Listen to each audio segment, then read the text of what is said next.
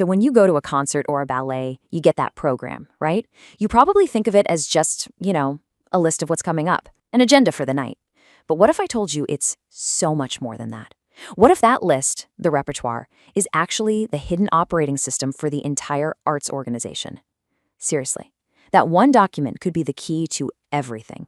For ever, we've thought about this in a very specific, kind of old school way, right? You've got one artistic director at the top, and they hand down this fixed list of masterpieces. Done. But there's a new way of thinking that's bubbling up, and it's a total game changer. It sees programming not as some static list, but as a living, breathing governance system that's actually built with the community. And here's the problem with that old top-down approach. It can create a huge disconnect. I mean, think about it. When just a few people are picking all the art, audiences can start to feel invisible, like their tastes don't matter. And believe it or not, this can lead to some serious financial instability for these amazing institutions we all want to support. This is where conductor and researcher Diego Barbosa Vazquez comes in with this just brilliant question. He's basically saying, hey, what if we've been thinking about this all wrong? What if the repertoire isn't just a list of pieces, but it's the entire operating system? The foundational code that runs literally everything, from the budget to how you connect with the community. Okay, so let's dive into this new framework. It really boils down to two super powerful concepts that can completely flip how we think about the performing arts. First up, this idea of repertoire as governance. All this means is that picking the music, or the plays, well, that's not just an artsy decision. It's a structural one. It literally defines the relationships between everyone, the artists, the staff, the audience, even the funders. It becomes the main document that organizes the whole shebang. The second big idea is the cultural commons. And this one is cool. It asks us to stop thinking of an orchestra or a theater company as some kind of exclusive club. Instead, picture it like a public park. It's a shared resource, right? It belongs to all of us. And that means we all have a stake in keeping it healthy and a say in what goes on there. Okay, so that all sounds great in theory, but how does it actually work?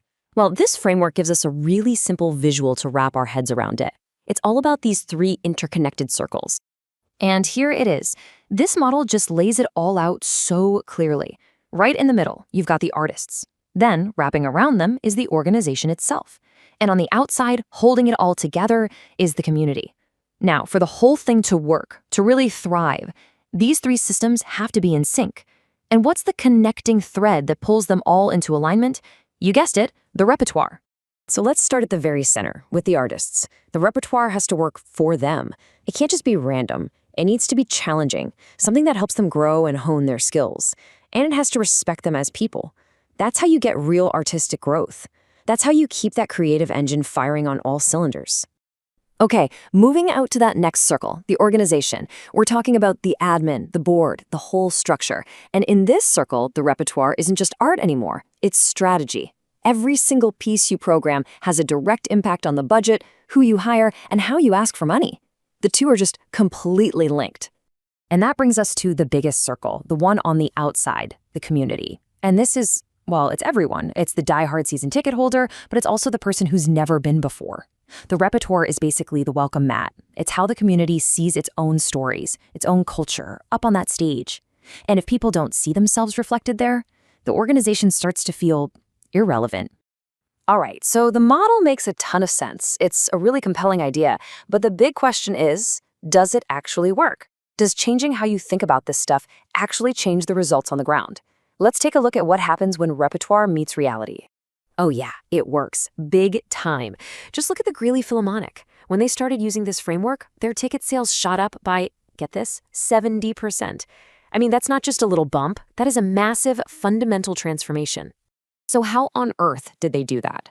Well, they started treating their repertoire like a governance tool. They didn't just pick music in a vacuum. They went out and built deep partnerships with more than 45 community groups. And they got smart about their programming. They mixed the classics, your Beethovens and Tchaikovskys, with brand new commissions and pieces by local creators. They made sure the stage actually looked and sounded like the community it was serving. And this is the key takeaway, really. The repertoire and the budget, they aren't enemies. They're not fighting for resources. They are two sides of the exact same coin. They're part of one single governance system.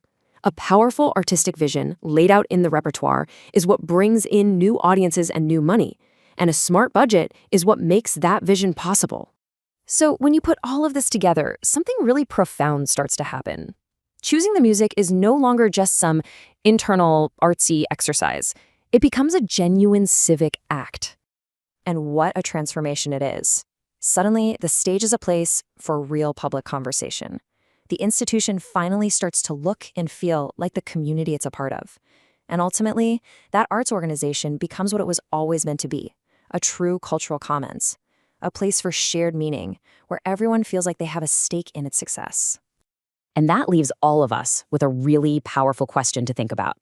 This isn't just for artistic directors, it's for every single one of us. It makes us shift our thinking away from just, what do I want to see, to something way more important. What stories does your community truly need to hear on stage?